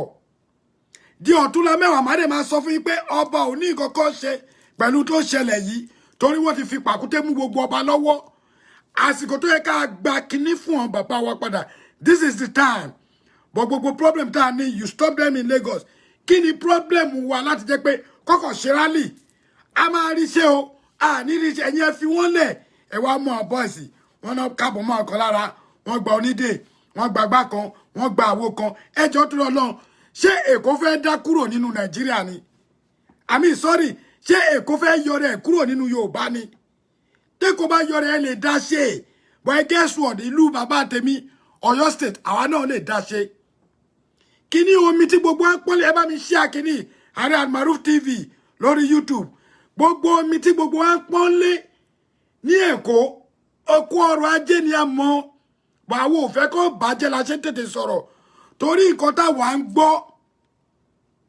tí àwa dẹ̀ ń gbá rìsáàṣì fún ojú nǹkan tẹ̀yìn ń rí lọ ẹ̀yin kan jókòó ẹ̀ ń wọlé sí i ẹ̀ ń jàǹkárẹ̀ ẹ̀ wo jàǹkárẹ̀ òwò ọ̀sẹ̀ máa bí bá ẹ̀ má ṣe ẹ̀ ń ṣe party you don't know what is going on but àwọn tó mọ nǹkan tó go on ẹ̀ ń bú wọn idiot òpònú kan tó dàbí mọ́là náà ń bú mi kiri ó tún gbé píṣọ èmi àtọmọ mi mo ti sọ fún kó dán wò lẹ́ẹ̀kan sí ìgbà ló máa mọ̀ pé obìnrin ló sì ná ọmọ Tambolo lẹni tó bá nà orúkọ ẹni mo dá fún yẹn nínú ìlú tó ń gbé yẹn Tambolo ní kí n dárúkọ òun á nù ẹ débi pé ìyá ẹ̀gbọ́n á rí akọ ẹ̀ ó ní live show mo ti sọ because ó ń dárúkọ ẹbí mi mo dẹ̀ nílà láti jẹ́ sí opinion tèmi ìyẹn lọ bẹ́ẹ̀ kí ló dé Èkó gangan ilé ajé ni ẹ má balẹ̀ ajé jẹ́ bọ̀ tí Èkó bá dúró ṣé Èkó tẹ́ ẹ bá lẹ́ẹ̀ fẹ́ dá dúró fúnra yín lè dá dúró Ọ̀yọ́ state tèmi náà lè dá dúró omi tó ń gbé wa nínú ní Èkó pé ibẹ̀ ní gbogbo seaport wọ́n mà ti ṣe ń bàdàn a mà ti ní dryland náà tó mọ ọkọ̀ máa gbọ́lé ní Ìbàdàn tó fi pé níṣẹ́ máa dààmú wá láti Ìbàdàn láti gbogbo Ọ̀yọ́ state ká ṣẹ̀ṣẹ̀ máa lọ sí Èkó ìyẹn ò fẹ́ ṣẹlẹ̀ mọ́ mo Kudus Ṣèyí Mákindé lórí yẹn tírẹ́ẹ̀nì wọ́n mà ti ṣe ń bàdàn ẹ má jẹ́ àtọ́ra wa jẹ́ ẹjọ́ tó lọ lọ́hùn ẹ jẹ́ ká wà pure ká mọ̀ pé gbogbo wa yìí ọmọ Yorùbá ni wá ẹ má yàrá yín lọ́tọ̀ ẹ wá lọ kó àmì ẹ kó sójà ẹ kó mọ̀pọ̀ ẹ kó DSS ẹ kó ogun every security yìí ẹ kó wọn ẹni kọ́ lọ àtáàkì àwọn tó ṣe rálì bọ̀ security yìí wọ́n lè lọ àtáàkì Boko Haram ìjọba Nàìjíríà eléyìí ò dáa ẹ má yẹ kó mi jábọ́ lójú mi eléyìí ò dáa ẹ̀yin ìjọba wa eléyìí ò dáa this is not good fún ọtí ò bá gbọ́ Yorùbá please we don't have time for all this nonsense nǹkan tó yẹ ká ẹ ṣe ni pé take all this security tẹ kó jáde ní rally Èkó níjẹta why can't you send them to exile kó lọ sínú igbó kó lọ tackle bandit ẹ ti ń bẹ̀rù bandit ẹ̀yin gangan ọ̀lẹ ẹ lè lọ jánu gbó but ẹ lè lẹ̀dí mú àwọn tó ń protest àwa protest l'Amẹ́ríkà mo fi hàn yín ó yẹ kí n rí kinní yẹn mo tún fi hàn yín ọlọ́pàá Amẹ́ríkà tẹ̀lé wa wọn ọ̀bọ́lẹ̀ nínú mọ́tò protest Nàìjíríà náà wọn ready láti jà bọ́ ẹ fà débi pé ó wá di pé ẹ wá ń ta omi gbóná láì jẹ́ pé wọ́n ń jà ẹ wò ẹ̀yin èèyàn mi ẹ ṣọ́ra kò sí lọ́ọ̀ kankan ní Nàìjíríà mọ́ torí tí lọ́ọ̀ bá wà ní wọ́n mú Lady K nílé Chief Sunday Igboho wọ́n mú àbí mẹ́rin bẹ̀ lọ́ọ̀ Nàìjíríà tó sì wà nínú 99 constitution wa kò sọ pé kẹ́ lò 24 hours nínú station any small thing tó bá gbé anybody sìn kò ní dúró lẹ́kọ̀ọ́ wáyé tó ṣe jẹ́ pé Àbújá nìkan lẹ́ ń gbé wọn lọ di ọ̀la àwọn òyìnbó sì mọ̀ pé Lagos State ní capital Nàìjíríà ẹ kàn yí ni ẹ máa dá capital yín mú fẹ́ problem pẹ̀lú you. We are not quarreling with you guys Fulani we don't have any problem with you just stay on your zone ẹ dúró láyé yín kẹjẹ káwa náà dúró láyé wa àwa wí tán àwọn dèdè nìkan wọn lọ lẹ nìgbòho kí ni mi tẹ fẹ́ lọ́bẹ̀ because tí bá lọ́bẹ̀ máa bà nǹkan jẹ́ gan máa sọ̀rọ̀ tí àwọn tí ò yẹ kí n sọ̀rọ̀ sí bọ̀ èmi náà ti jẹ́ kó rí mi wálé wọ́n ní màjà mọ̀sálà máa kíkanjú èmi náà sọ̀rọ̀ níwọ̀nba wọ́n ní talk less but eléyìí mo kàn fẹ́ kẹ́ listen sí nǹkan tó ṣẹlẹ̀ fún àwọn tó mọ nǹkan tó ń ṣẹlẹ̀ ní Nàìjíríà àwọn ọlọ́pọlọ nínú Zoom meeting tá a ṣe èyí náà gbọ́ ọ̀rọ̀ lẹ́nu ọlọ́pọlọ ọmọ Yorùbá ni ṣé tó bá ní kí Èkó tẹ́ bá ní kí everybody máa lọ́lé ṣé ẹ lè rówó kankan mú jáde mọ́ ni gbogbo ilẹ̀ Yorùbá lè kó máa wà gbogbo ilẹ̀ Yorùbá pátá lè kó wà Èkó ẹ̀ níṣu ẹ̀ ní ẹ̀wà ẹ̀ lè gbin àgbàdo ẹ̀ lè gbin pákí ẹ̀ lè gbin àlùbọ́sà kí ló tún kù náà ẹ̀ lè gbin ẹ̀fọ́ ẹ̀ lè gbin ata tàtàṣé tòmátò atarodo ẹ̀gẹ́ a lè gbin. I stand with Igboho too. God bless you. Mi ìfẹ́ ka message ẹ lè gbin gbogbo nǹkan bẹ́ẹ̀ yẹn o bọ̀ ṣe mọ̀ pé inú Yorùbá náà kà yín mọ́ omi the only thing tẹ́ lè ṣe ni pé ẹja ṣe fẹ́ gbọ́ àwa náà lódù ẹja lọ́dọ̀ wa ní Ọ̀yọ́ o wọ́n dẹ̀ ń pa ẹja bẹ̀ wọ́n ń tà níbi tí ò ti wá yé yín ni pé gbogbo à ń sin ẹja à ń kó ìgbín wọn ò mà ní ìgbín lẹ́kọ̀ọ́ bẹ́ẹ̀ ṣe lómi tó yẹn ẹ mà ní ìgbín àwọn èèyàn ti mọ bó ṣe ń ṣe pàbọ́ìlì àbí kí ló máa ń pè wọ́n ti ń sin ìgbín wọ́n sin ìgbín wọ́n sin ẹranko láì jẹ́ pé wọ́n fún wọn ní kẹ́míkà gbogbo kòkó ọ́ìlì àti kí náà pè rọ́bà kò máa sí nǹkankan lẹ́kọ̀ọ́ kí ẹ jẹ́ kó rí gbogbo wa pé gbogbo kí ní ìlú òkè ló wà people are donating everything to Lagos tó rà gbà pé ibẹ̀ ọrọ̀ ajé wa wà tí Lagos bá dá dúró wà láìtàlá ilẹ̀ Yorùbá máa lọ o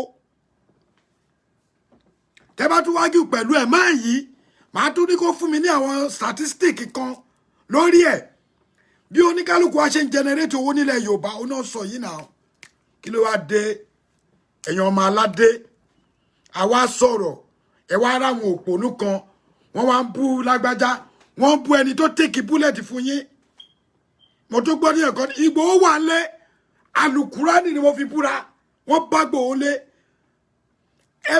ẹ máa ro orí yín kẹ́ tó máa sọ̀rọ̀ ẹ̀yin tẹ́ bá ń sọ̀rọ̀ lórí Facebook ẹ̀yin tẹ́ bá ń bọ̀ tàtẹ́ máa ṣe live ẹ ro orí tá a bá ṣe mistake ẹ jẹ́ ká gbà pa ṣe mistake tí bá ṣe mistake èmi Ààrẹ Almaroof I will come out màá ní mo ṣe mistake màá dẹ̀ bẹ̀bẹ̀ bọ́lá ṣe dá èmi nìyẹn mi ò ń gọ sẹ́yìn kankan ìbínú mi ò dẹ́ ń lo 24 hours ìyàwó tí mo fẹ́ sílẹ̀ gan mọ̀ tí bá ti bínú fa láàrin kíní kan ó ti tán nínú mi èmi ò fìyàn sínú èmi gan bí ṣe sọ̀rọ̀ ẹ mọ iye ọ̀tá tí mo ti ní mo lọ́ta alé mo lọ́ta òde mo lá ọ̀tá ọmọ ní fi ṣe ni àṣẹni tó bá ní dárò mo lọ́ta ọ̀rẹ́ mo lọ́ta ẹbí sẹ́bí ilé sílé yàrá sí yàrá mo ní ọ̀tá gidi gan lórí eléyìí but guess what tí kìíní bá dún gbàgán àwọn ni first person tó máa kọ́kọ́ gbé ọmọ sí election ó yá Mọ̀rúfù wọn náà lọ jáde bàbá ẹ̀ náà jagun nígbà ogun kìíní kan nígbà kìíní kan bàbá àtàwọn Awólọ́wọ̀ wọ́n jọ gbé báàgì ọjọ́ law school ni ẹ̀ ní sóríire àwọn kan ń sọ̀rọ̀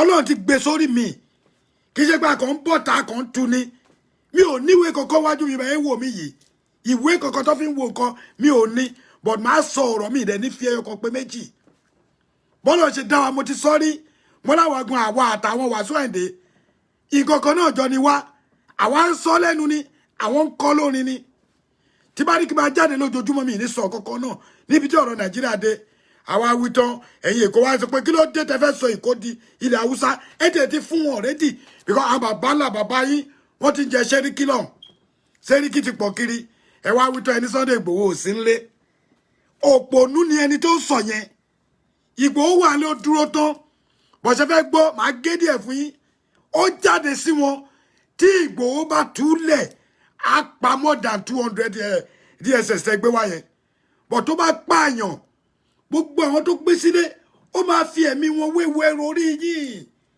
Yorùbá ní màjà mọ́sálà máa kíkanjú ìyálàyàta nínú yín ló lè jáde torí rìsíìfù irú ìbọn tí wọ́n yìn nínú ilé Chief Sunday Olóyè Ìgbòho gbogbo ìtẹ́lẹ́yìn ọmọ ọ̀tá tẹ́ ń forí bẹ́ àtàkọ́ tó sọ kókó lè kókó wọn bíjà ẹ̀dá tó bá rí búlẹ̀tì márùn eré ó máa sátán ni ṣé wọn yìnbọn bàbá boys níjẹta ni ìbọn ọ̀ràn wọn ni but àwọn onífùyẹ́tù kan tí wọn dá pé wọn lọ kó kinní màá wá asteric bẹ́ẹ̀ fún yín àmì màá jẹ́ kí bẹ́ẹ̀ yé yín pé olóyè Sunday Igboho wà lẹ́jọ́ yẹn o ó dẹ̀ ń sùn gbogbo aláwo Lady K mi náà bọ́ta bóyá gbé pé aago mẹ́sàn-án làwọn wà níjọ́ yẹn tẹ́mi ò tẹ̀ ń ṣe láì balẹ̀ mo jáde ẹ lọ wo show Lady K bọ́ta níjọ́ yẹn tó ń sọ̀rọ̀ àwọn èèyàn dẹ̀ ń bí ó dẹ̀ sọ pé bàbá wà lé tí ò bá sílé Lady K ò ní sọ pé kò sílé níjọ́ tó ti máa léèyàn ríran alálàá kíní kan tàbá sọ̀rọ̀ sí wa láyàn lálàá sọ̀nà àwọn lálàá aláti Lady K là wà láì èmi gangan gbọ́n sọ̀rọ̀ sí wúmà yẹn mo dẹ̀ tọrọ astega fúru láì ìjẹta gangan ni mo bẹ̀rẹ̀ sí ní tọrọ astega fúru láì ẹ̀yin yàn ẹ̀kọ́ tí a nìyẹn kẹ́ gbọ́ dáadáa ẹ jẹ́ mú mi ẹ má bínú ẹjọ́ tó lọ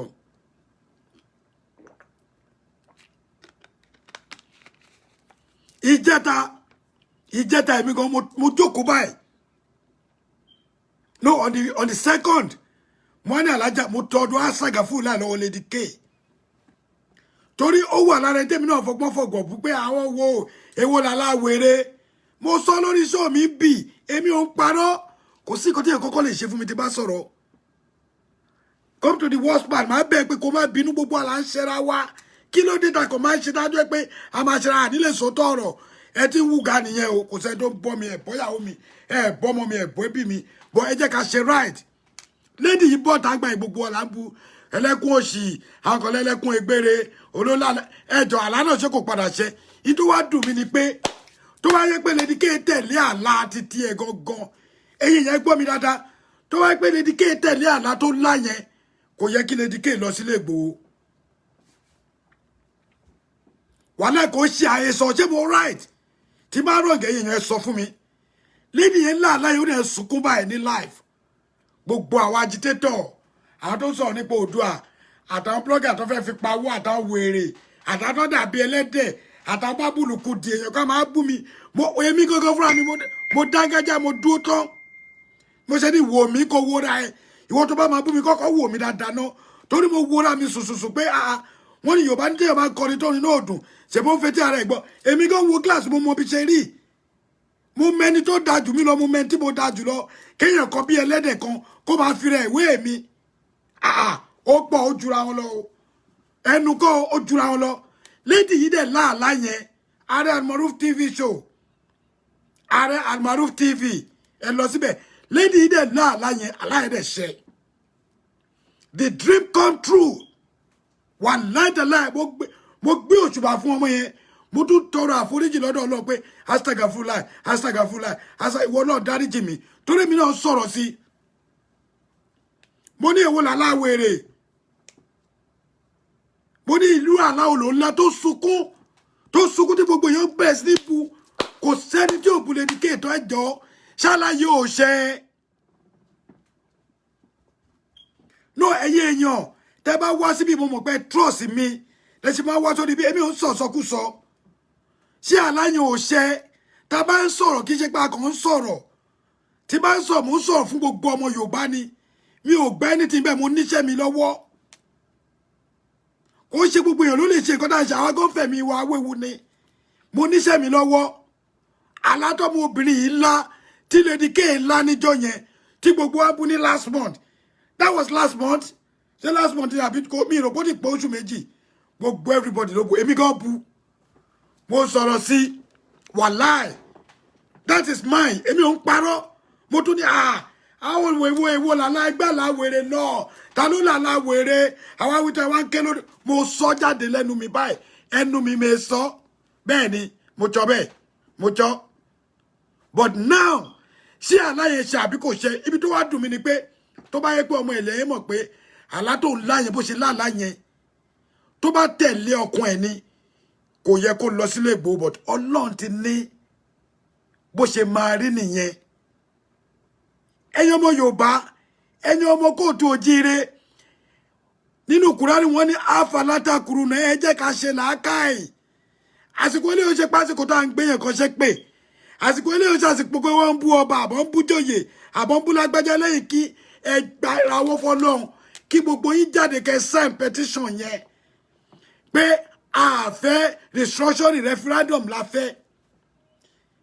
The first person tí máa rí náà ni mò ń tẹnu mọ́ tó máa láàlá tí àlá yẹn dẹ̀ ṣẹ wà láìtẹ̀lẹ̀ tó wáyé pé Chief Sunday Olóyè Ìgbòho wọ́n ka ọ̀rọ̀ ọmọbìnrin yẹn kún mo máa sọ màá lẹ́yìn èèyàn ń ka ọ̀rọ̀ obìnrin kún òní mo ṣe tí bá ìyàwó mi bóyá jẹ́ yẹn bó ṣe bẹ̀rù mi tó bá sọ nǹkan fún mi báyìí kò ṣe pé tẹnu ìyàwó mi ò bẹ̀rù mi débi pé ká má jọ ṣeré o kò ṣalárìífín tó bá sọ nǹkan fún mi báyìí máa ń tẹ̀lé nǹkan yẹn àìpé ìbá baraka bàbá máa tẹ̀lé wọn ẹ̀yin ọ̀pọ̀lọpọ̀ yóò mọ̀ yìí pé àwọn obìnrin yìí ni áńgẹ́lì wa ọkùnrin mi lè lálàá kí ẹ má gbàgbọ́ bọ́ tí obìnrin bá lálàá àgàgà àwọn ọmọ tá a bí yìí ẹlòmíì ẹ̀wọ̀ pé ẹlọ́mọ lu ìlú òyìnbó táwọn bá lálàá fún báyìí wọ́n máa ṣe prayer ni tẹ́ ẹ bá lálàá yẹn tí ọmọ yín bá ti lálàá tó bá ti dè ìrántí sọ àlá yẹn fún yín ẹ gbàdúrà fọlọ́run ọba pé alátọ́mọ mi láàyè o wọ ọlọ́ọba tó bá jẹ́ wrong ni má jẹ́ kíkiní ìwá sí mo ṣe o nídà kejì tó bá jẹ́ right tó yẹ gbà lágídí pé àwọn náà ọlọ́run máa jẹ́ kíkiní iṣẹ́ bọ̀tí ń jọta ti ń lálà mi ìrẹ́ nìkan kó lára kó lóun wí ní $2 billion o kò ní ṣe láyé o lálà kó wí ní owó kó o ní ṣe o ń dunnú nìyẹn wọn lẹ́ni tó lówó lójú àlà tó ń dunnú ẹni kó tẹpá mọ́ṣẹ́ nítorí ebi a wà nílùú Nàìjíríà wọ́n fa ọmọ 130,000 the Nigerian police force is taking 50,000 naira ẹjọ́ tó lọ tó bá yẹ pé 5,000 ló ń sọ ìmọ̀t fúnlé ẹ̀ ń kọ́ àwọn lẹ́kọ̀ọ́ kébì tó kú olé 3 months ní láńlọ́ọ̀dù wa máa ń gbowó ìgbà tó yẹ ó sọ di 6 months ìgbà tó yẹ ó sọ dẹ̀ kan lọ́dún òfin wo ló wà ní Nàìjíríà wípé ká má béèrè ẹ̀tọ́ wa àwa wí tán gbogbo yín wá ń jáde ó tẹ̀ láwọn ẹ̀gbọ́n kan tó yẹ pé mo fún wọn respect gan mi kàn fẹ́ dárúkọ ọ̀nà wa lọ́wọ́ àtáàkì Ìgbòho wọ́n tún ẹ̀ pa Yorùbá ti tún ẹ́ kíní kan ti ṣe ẹ́ àwọn sísá wa kan náà Ìgbòho Yorùbá ti tún ẹ́ wọ́n tún ẹ̀ pa torí kẹlẹ̀ rí viewers àwọn ò gbowó lórí ilé but òdodo ọ̀rọ̀ kò ní ní ká má sọ òun ẹ̀yọ́ ọmọ kóòtù òjire ẹ má bínú pé mi ní gbà kọ́ lẹ́nìí mo dẹ̀ máa parí èso yìí láìpẹ́ yìí. The next thing to do about Lady K ni pé a ti pe lọ́ọ̀yà àwọn lọ́ọ̀yà wa ń ṣiṣẹ́ lọ́wọ́ Lady K nìkan kọ́ ló wà ń bẹ̀ ṣé 11 àbí 11 ni wọ́n kó.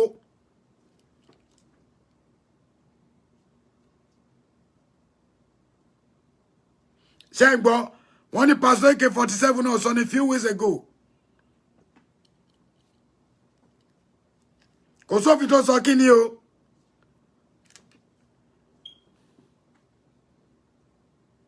Okay, Brisikat ní kí ni dim yẹn about I will let you know tó o bá mọ̀ ìyá mi Brisikat sister mi má bínú o pé mo lo ho dream tí Lady K dream ni pé ó dream pé wàhálà kan ṣẹlẹ̀ ní inú ilé Sunday Igboho pé àlá yẹn ó dẹ̀ ń sunkún pé everybody wá pé a gbọ́dọ̀ ṣe àdúrà kí Chief Sunday Igboho dẹ̀ ṣọ́ra pé kí bóyá ó ní kó kúrò lé kí nìyẹn ẹ lọ wò àwọn èèyàn lè pull you out fún yín 13 thank you wọ́n ní 13 ni wọ́n mo rò pé wọ́n pa méjì okay 13 ni wọ́n tó ta ó lálàá pé wàhálà kan bọ̀ ogun yẹn ń bọ̀ pé ó le gan nílé Chief Sunday Igboho ó lálàá bọ̀ àlá náà padà ṣẹ o ìwọ currently what is that.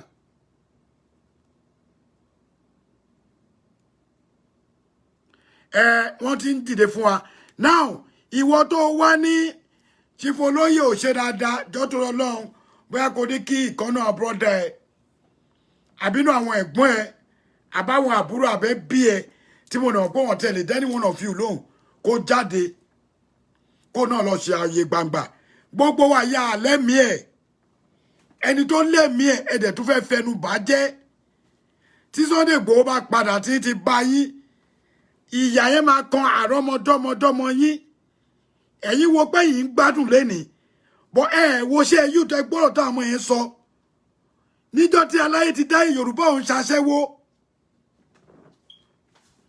wọ́n yà lè flirt kan ní boyfriend méjì mẹ́ta o bọ̀ Yorùbá ò ní gbé sójú pé aṣẹ́wó lòun ìgbà táwa kéré ìdá mọ̀láyé yìí Ghana lámọ̀ kó máa ṣaṣẹ́wó wọ́n máa kó wọn wá ọmọ Ethiopia àmọ́ Ghana àmọ́ sẹ́ẹ̀dì kan ní ṣàró àná máa ṣe ní Kalakuta Yorùbá òun ṣaṣẹ́wó I'm very sorry to say àmọ́ sẹ́ẹ̀dì àmọ́ Bìní díẹ̀díẹ̀ tó jọ ni wọn Bìní kò fi bẹ́ẹ̀ ṣaṣẹ́wó gbà yẹn bọ̀ nísìn ọmọ Yorùbá ò fi bò mọ́ kò síbi tí wọ́n ti ẹlòmíì tẹ kí láti ẹ̀ ń sọ ṣé àwọn tó ń gbọ́yàn jáde ní orí Facebook tó máa ní wá dómi dáadáa tó ń lo èdè oríṣiríṣi tó máa ṣe báyìí ó pọ̀ tó jẹ́ pé ẹ fẹ́ lè rí orí ọyàn ẹlòmíì ẹjọ́ kí ló ṣe yẹn ń polówó ẹ DM mi ló ń jẹ́ bẹ́ẹ̀ if you don't know DM mi ó pọ̀ síbẹ̀ ẹ tún rí mi tó yẹ pé ó wọ́ọ̀tì ìyàwó ilé ara tó yẹ kí ọkùnrin ẹyọ kan kó gbádùn báyìí ọkùnrin bí 100 ti gun orí ẹlòmíì kó tó má rí that is the reason why tẹ̀sẹ̀ lóbìnrin mi tó fẹ́ má rí ọkùnrin kò fẹ́ má rí ó lájẹkùlà ọkà ní kí ni mo fẹ́ má rí fún tó yẹ pé tó ọmọ ìjọba máa fi bá jáde ní ọ̀sẹ̀ bíi méjì wàá gbọ́ pé ó ti fẹ́ lágbájá rí ó ti fẹ́ tàmọ̀dò rí that is the reason why tí ò yẹ kóbìnrin bara wọn jẹ́ mo dẹ̀ sí bọ̀ lórí ọ̀rọ̀ yẹn mo máa jáde sọ lórí ẹ̀ ẹjọ́ tó rọ lọ́hùn ẹ̀yin èèyàn ọ̀rọ̀ tèmi ò jíyẹ́ lọ o èmi ò rẹ́dì láti bá ẹ̀ kọjá o àmọ́ gbogbo ẹ̀yin tẹ́ agitate ó máa bẹ́tà gbogbo bí tẹ́ bá dè mí sí mo tẹ́ ti ń yọra mi because ọ̀rọ̀ yẹn ti ń bà torí sísítà mi kan náà ó send message kan sí mi by voice ó sọ parapara ó ta sí mi mo ta sí wọn mo dẹ̀ jẹ́ kó yé wọn pé ẹ̀ ń ṣe ẹni tí mo lè máa bá ṣòkò ọ̀rọ̀ gbogbo àtà agitate a ní respect fúnra wa oníkálukú dẹ̀ mọ ibi tán ti bí ẹni tó bá wù ẹ lè ṣépè for all you like I don't give a fuck about that I'm very sorry to use that statement mi ò kíà ẹ má bínú pé mo left for I'm sorry mi ò kíà anybody tó bá fẹ́ bú ẹ lè bú but èmi gẹ́gẹ́ bí ẹnìkan mi ní bú wọn torí gbà tí brother mi láti snake sọ̀rọ̀ láàárọ̀ yìí statement tó make ẹ mo dẹ̀ correct ẹ ó dẹ̀ nǹkan tí ò yé mi ó jẹ́ kó yé mi ìdí òye òun náà èmi náà jẹ́ kó yé ipe mo wà lára wọn èmi ò sí lára àwọn agitator o tẹ bá ń gbọ́ igi dá dúró ààrẹ àmàrú fọmọràn mi yàn mo dá dúró ni èmi ò lẹ̀ mọ́ anybody o tó bá pè mí pé kíní kan ọ̀rọ̀ owó kíní kan àwọn èèyàn mọ̀ mí ń lẹ̀ mọ́ wọn o if you want to make any contribution go to Oòduà in diaspora àwọn ò ṣe contribution wèrè mi ń báyàn ṣe tẹ bá forúkọ mi signatory máa gbọ́n yọ mi ń ṣe because mi ń fẹ́ sọ lẹ́nu tẹ bá gba 5 naira sí wọ́n lè ní 1 million ààrẹ ti gbà mi ò ṣe ṣe gbọ́ pé èmi gan mo ń fowó tọrẹ lórí bí owó tí mo dẹ̀ gbà bí last week àbí 2 weeks ago èló ni ẹ̀gún mo gbà àwọn èèyàn tó fẹ́ràn Yorùbá múlẹ̀ mo níbi tí kíní ti ṣẹlẹ̀ wọn ní walking talking and the radio walking talking tí mo sọ ń pẹ́ gbogbo wa la lè ṣe ẹ̀pù ìmọ̀sàwátà wà lù òyìnbó ẹ lè fún àwọn èèyàn nínú street yín kẹra mẹ́rin kí security yín nìkan lọ́wọ́ kẹ fún àwọn igun kọ̀ọ̀kan kọ́ mú dání kọ́ cháàjì ẹ̀ tí security bá tẹ̀tí kọ́ bá ṣẹlẹ̀ ẹ máa gbọ́ nínú yàrá yín aláàtì nìkan aláàtì ẹyọ kan nìyẹn lọ́tọ̀ but ẹ believe pé it's not working but ìyẹn lásán ó working long freaking way walking talking yẹn pé kọ́kọ́ fi hàn láti pé ẹ wá o àwọn bọ́ọ̀sì ti wà ń bí o ó ṣiṣẹ́ bọ̀ kàkà bẹ́ẹ̀ ẹ tún bú wa ní èmi dẹ̀ tí lẹ́nu tó bá máa join Oòduà in diaspora o gbọ́dọ̀ ní ṣókò tó náà máa bú ẹ tó bá sọ nonsense tó o bá ṣe wèrè wọ́n máa bú ẹ wọn gbádùn gbogbo ẹnu máa sọ all the time you want to join Oòduà in diaspora ó ní láti lè sọ̀rọ̀ tó máa jẹ́ akíkanjú tó bá sọ nonsense ọ̀gá adé ọmọ ní o páàkù ẹ̀ ẹ bọ́ọ̀lù ẹ̀ ń bẹ̀ kò sọ̀rọ̀ ń bẹ̀ yẹn mo kí gbogbo ẹ̀yin èèyàn mo kí gbogbo ẹ̀yin ìyá mi mo kí ẹ̀yin gbogbo ẹ̀yin bàbá mi Odùduwà nation yìí ni àní dẹ̀yìn bọ́ mo bẹ̀ ìjọba Nàìjíríà pé ẹ jọ̀ọ́ torí Ọlọ́run I beg of you leave Yoruba people alone àwọn ọmọ Yorùbá tó bá fẹ́ di adékòdé èrè tó ní lọlé bàbá wọn mọ́ tó wà nílùú òyìnbó ẹ jẹ́ kó bú wọn bó ṣe wù wọ́n wọn ò ní bí wọn dakọ́ dé airport tó wọ́n ti mọ̀ yí pé àwọn ò lè lọlé mi ò gbé aago alájà mi ò fẹ́ kán pè wọ́n ti mọ̀ pé àwọn ò lè lọlé because I don't want to stay on this show for a long time that is why tí mo ṣe fẹ́ gbé aago mi gbé aago anybody ọ̀rọ̀ kọ́lé show kọ́lé lè ẹ jẹ́ kí gbogbo agbó ilé ká share ẹ̀ káwọn èèyàn dẹ̀ listen sí ọ̀rọ̀ tá à ń sọ wípé ṣé ó mọ́gbọ́n wa o kò mọ́gbọ́n wa o gbogbo ilẹ̀ mọ́ bí Yorùbá ní kokoko làádífà láṣẹ kíni nítorí kí adití lè gbọ́ la ṣe sọ lójú ẹ wake up ẹ fún àwọn youth láyè ìkọ́nù bàbá wa ti sọ ẹ fún àwọn youth láyè ẹjọ́ tó lọ ẹ jẹ́ kí youth ṣiṣẹ́ ẹ gbàgbé gbogbo ẹ̀yin tẹ́ ti wà ní 50 ẹ ń ṣe youth mọ́ ìwọ tó bá ti pé 50 ẹ má kàn tara yín as a youth ẹ cross ẹsẹ̀ kẹ́ wo nǹkan táwọn ọmọ yín máa ṣe kẹ́yìn náà dẹ̀ gbádùn dọjọ́ ọkọ yín.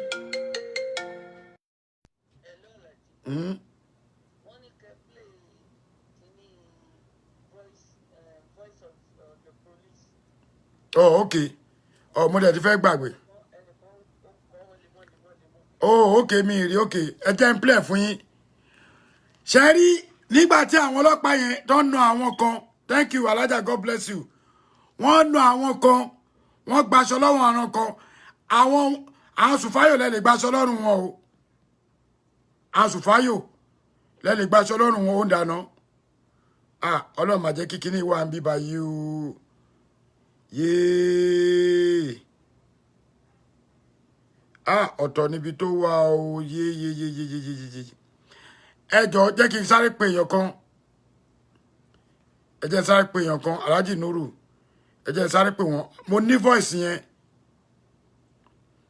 Alhaji Nuru dà. Àwọn wo ni mo send kíní sí o. Ẹni sùúrù o, máa fẹ́ kẹ́ gbóhùn àwọn ọlọ́pàá yẹn. Pẹ̀lú gbogbo àwọn tó ń janu àwọn tí ẹlòmíín wà wọn tí ẹ mọ nǹkan tó ń lọ wọ́n kàn bọ́ sórí kíní wọ́n kàn bẹ́ sọ̀rọ̀ kọ́ lè mọ̀ pé mi náà ṣe ṣó àwọn náà bọ́ ta wọ́n fẹ́ ṣó ara wọn kọ́ lè mọ̀ pé àwọn náà ṣe ṣó.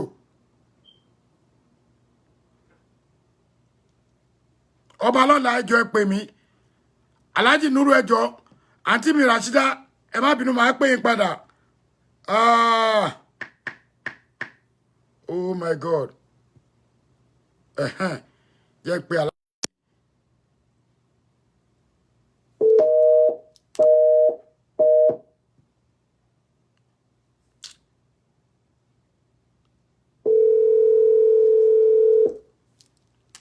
mo ti send ẹ. no orí ẹlẹ́ni kẹ́ send ẹ sí tí mo fi pè yìí. Okay ẹ jẹ́ lọ send ẹ. Bí ni kẹ́ because nọ́mbà mi ni mo ń lo ẹ send ẹ sórí bí. Ṣé rí mo fẹ́ kí gbogbo èèyàn gbọ́ kẹ́tọ́ lọ tí bá ti play ẹ̀tọ́ máa hang up show yìí. Wàá gba yìí Peterson ó jẹ́rìí ẹ̀mí tí ẹ mọ̀ kó wà lórí show wàá gba yìí yẹ́ ti rí àwọn tèmi ti jù sí bíbá yìí o ó yá ókè ẹ gbọ́. Ọmọ sáré pamẹ́rẹ́. Gbogbo mọ́tò yìí start kẹsàn. Mọ́tò mẹ́rin lọ sọ́kò start eré àtàbálẹ̀ program orí àti bọ́ọ̀lù fọ̀ tamẹ́rẹ́ wọ́n tún agbọ́lẹ̀ ẹ̀gbọ́n kan tó ṣe. Ó fà gbà mọ̀ yàtọ̀ ṣòro lọ́sọ̀ láti tó wọ̀ṣọ́ fún yẹn. Wọ́n ta ogun pápátá tí ìrànlọ́ láti yẹn. Gbogbo àtọ́ náà pápátá lọ wọ́n ti wú. Ọ̀tún náà wọ́n fi kí wọ́n náà ṣe ẹ̀kú àtẹ̀rọ̀. Báyìí. Ọmọ Yorùbá. Wọ́n tó na àwọn ìyá ẹ̀fún yẹn, àwọn ìyá ẹ̀fún yẹn, àbí kílẹ̀ fún wọn. Ìyá aláwo. Àwọn ìyá wo fún yẹn, gbogbo pápátá lọ wọ́n wú.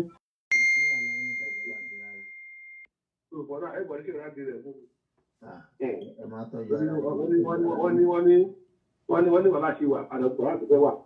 Wọ́n fa àbùlá lẹ́dà máa rọ̀ sí ẹ̀. Náà ṣe ètò dáadáa.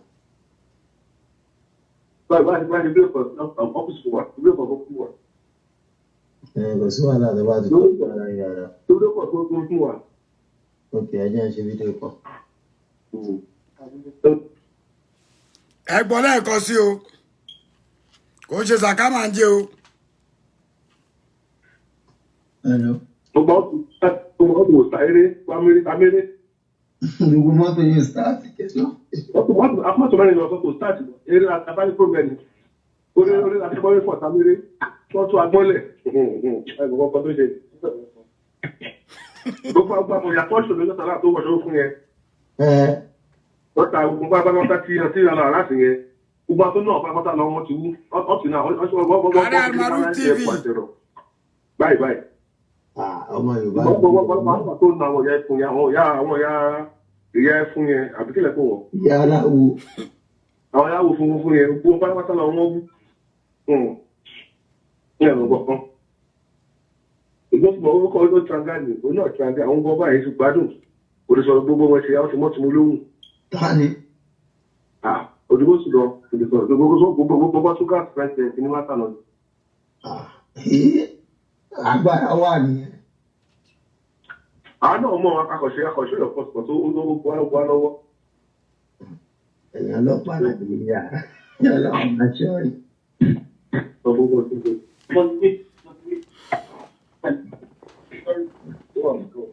Kò sí wàhálà ẹni tàbí wà bí ráyè.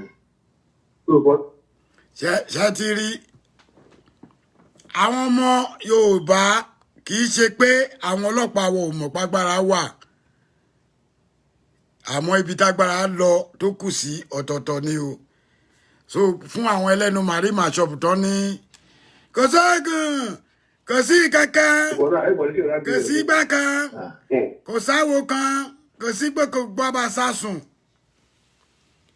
ẹ mọ̀ yí pé Èkó gùn bọ́ ẹ sọ Èkó gùn àṣírí ìbẹ̀rẹ̀ ti gbọ́ yẹn ẹ lọ gbọ́ lórí Ààrẹ Almaroof TV ẹ subscribe to my YouTube channel kí ni ìdùn mẹ́mi náà mo fẹ́ gbọ́ lẹ́ẹ̀kan sí kí wá kí gbogbo èèyàn Ọlọ́run máa wà pẹ̀lú wa ìwọ tó bá jẹ́ ọlọ́pàá ẹ má fẹnu kò mi ì fẹ́ gbé aago ìjà kiri mo ti sọ pé mi ì gbágo.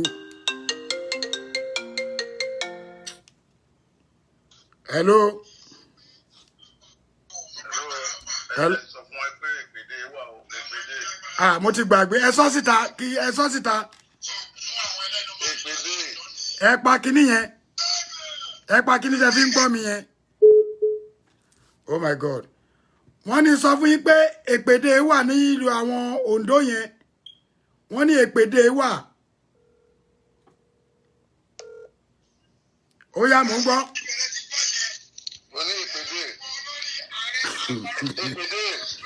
Wọ́n ní èpèdè wà mo ti sọ mo ti ń jíṣẹ́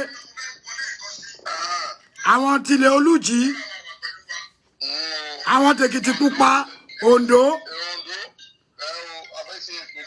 wọ́n láwọn Ondo ṣe èpèdè ṣé ní ní àbíjọ́ wo ok ṣé ti gbọ́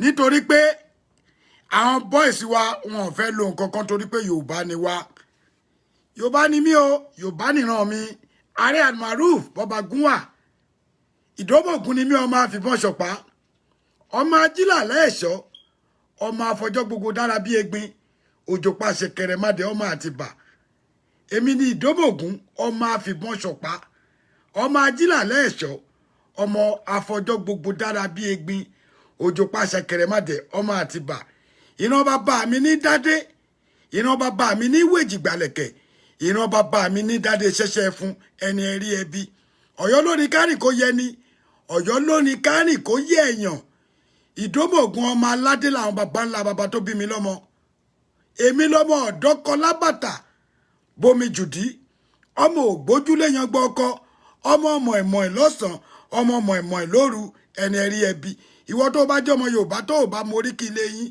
tètè pọn ìyálàyà yín kọ́ soríkì fún yín toró wúlò nítorí tó kọ rẹ bá ń bínú ó lè moríkì ilé bá rẹ̀ táyà rẹ bá ń bínú ó yẹ kó moríkì ilé bá rẹ̀ táyà mi bá ń bínú mo moríkì ilé ẹ̀ má dẹ̀ kí dáadáa ọmọ ẹyẹ mú mi ṣáṣá lóje òjé kì í jẹ̀gà bẹ́ẹ̀ ni wọn kì í jòrófó bẹ́ẹ̀ ni ilé àwọn baba ńlá bàbá ìyàwó mi nìyẹn ọmọ òjé ìpẹtu òṣèjàre òjé ìpẹtu princess níyàwó mi ọmọ ọba l'Ógbómọ̀ṣọ́ tó wá tẹ̀dó síbàdàn gbogbo wa la lórí kì í bẹ́ẹ̀ ni o ààrẹ náà ni ẹni tó bá wù kó bú wa ẹ fi wọ́n lẹ̀ elépè ló lépè torí bí yẹn bá ṣépè fẹ́mi èpè ó mú bó o sì bú mi ò lè bọ́ ọ̀tá nínú tí ò lè bọ́ ọ̀tá nínú fóònù kò gbà mí létí ó ṣe èèwọ̀ nítorí ẹ̀ lè bú ẹnìkan kò ṣe dùn èmi àmọ́ tó bá bú mi lójú mi ó bẹ́tà ju kó o bú mi lẹ́yìn mi lọ bẹ́ẹ̀ ni Ọ̀yọ́ Aláàfin òjò pàṣẹ kẹrẹ má dẹ̀ ọmọ àsìkò yìí ò ṣàsìkò ọjọ́ ni mi ìbá play sound bọ̀ kó ṣàsìkò ọjọ́ nítorí pé I stand with Igboho 100%. Yes, I stand with him 100%. Nǹkan tá a fẹ́ pẹ̀lú nation wa ni pé ẹjọ́ torí Ọlọ́run ẹ fún wa ní Nigeria nation ẹ fún wa ní Yorùbá nation let us go kò fa wàhálà rárá mo bẹ̀ gbogbo ẹ̀yin olórí wa ẹ̀yin Fúlàní tẹ́ ń darí wa ẹ̀yin Haúsá náà tẹ́ ń darí wa tẹ́ bá dé Nigeria Airways tẹ́ bọ́lẹ̀ lẹ́ni ní pọ́ọ̀tù wa tẹ́ tó rí Yorùbá mẹ́fà ẹ máa ti rí Haúsá Fúlàní 25 so tó bá fẹ́ takù wa ó easy. Hello bàbá.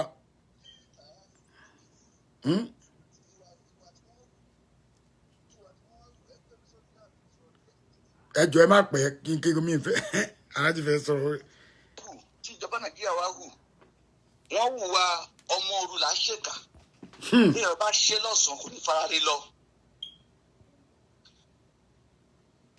Torí náà ẹ̀yin ti ṣe títí lóru ṣùgbọ́n ọ̀sán gangan làwọn máa ṣe títí wa ẹ ní bọ́nú ẹ̀ tọmọtọmọ gbogbo ẹ̀yin tẹ́ ṣe kan yìí. Àṣẹ bàbá. Ẹ ní bọ́nú ẹ̀ lágbára Ọlọ́run àfi tó bá jẹ́ pé ìjà ibi là ń jà o.